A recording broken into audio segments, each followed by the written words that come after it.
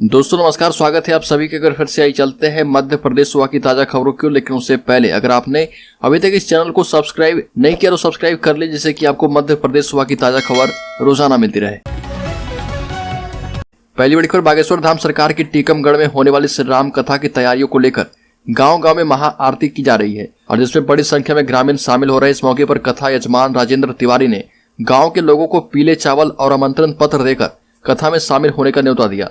श्री राम कथा आयोजन समिति के सदस्य रामगोपाल यादव ने बताया कि बागेश्वर धाम के महंत धीरेन्द्र कृष्ण शास्त्री महाराज आगामी 25 फरवरी से 5 मार्च तक श्री राम कथा सुनाएंगे और पहले दिन 25 फरवरी को धूमधाम से कलश यात्रा निकाली जाएगी।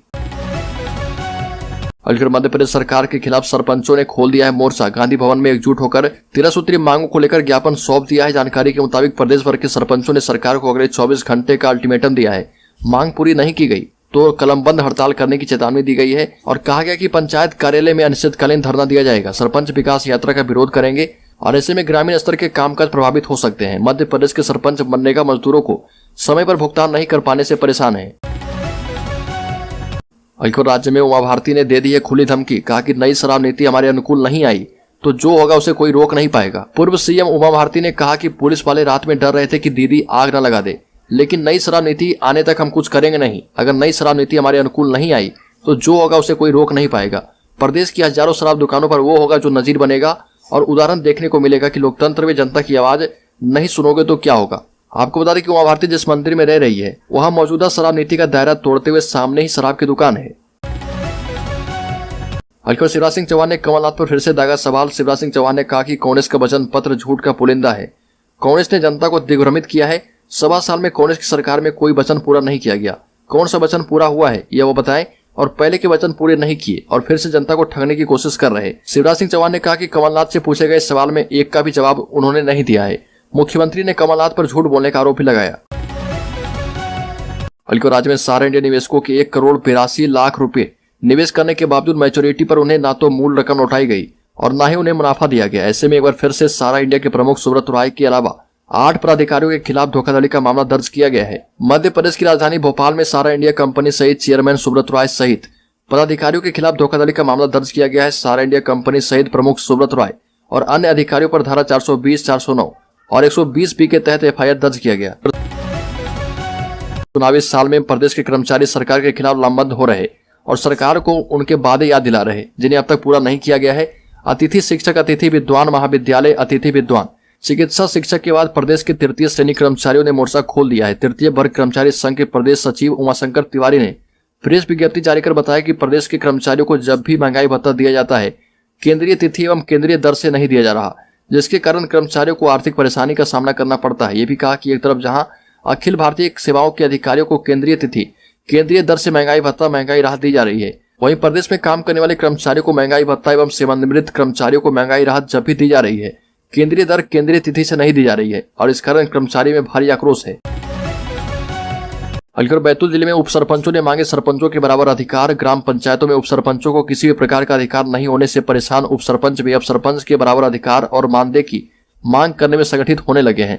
जनपद पंचायत घोड़ा डोंगरी के अंतर्गत आने वाले सभी ग्राम पंचायतों के उप सरपंचों ने घोड़ा डोंगरी में बैठक करके ब्लॉक स्तरीय उप सरपंच संघ का गठन किया है, जिसमें उप सरपंच संघ के ब्लॉक स्तरीय पदाधिकारी बनाए गए हैं और उप सरपंच संघ ने जनपद पंचायत में तहसीलदार और सीओ को 3 सूत्रीय मांगों का ज्ञापन सौंपकर उप सरपंचों को भी सरपंच के बराबर अधिकार देने की मांग की है। राज्य में अनिश्चितकालीन हड़ताल के 12वें दिन आंगनबाड़ी कार्यकर्ता सहायिका ने ताली थाली बजाकर अपनी मांगों के लिए शासन का ध्यान आकर्षित कराया और नारेबाजी कर अपना विरोध जताया। हड़ताल के दौरान नियमितीकरण, फिक्स वेतन, आंगनबाड़ी के अलावा किसी और कार्य में ड्यूटी नहीं लगाने की मांग को लेकर आंगनबाड़ी कार्यकर्ता और सहायिका संघ अनिश्चितकालीन हड़ताल बैठक कर रही है। मध्य प्रदेश विधानसभा चुनाव में भले ही अभी कई महीने बाकी हैं, लेकिन समय जैसे जैसे करीब आ रहा, नेताओं के बीच जुबानी जंग तेज होती जा रही। मुख्यमंत्री शिवराज सिंह चौहान और पूर्व मुख्यमंत्री कमलनाथ के बीच लगातार बयानबाजी तेज है। दोनों जनता से किए वादे को लेकर एक दूसरे को घेर रहे। सीएम शिवराज सिंह चौहान ने लगातार दूसरे दिन कमलनाथ से उनके 15 महीने के कार्यकाल का जवाब मांगा है।